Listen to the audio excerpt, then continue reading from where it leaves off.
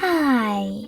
In front of me is Samsung Galaxy S23 Ultra, and today I would like to show you how you can use App Cloner on this device.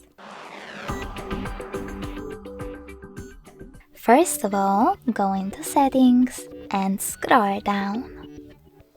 Then choose Advanced Features. Now scroll all the way down and click on Dual Messenger. Finally, tap on the switcher next to one of your available apps that you wish to clone, in my case Facebook.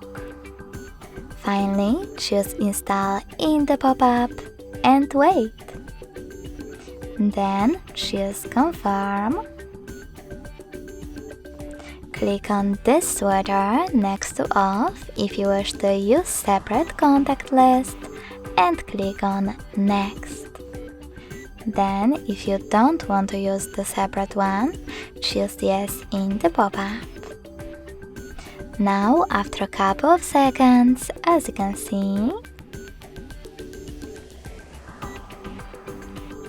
my app was successfully cloned.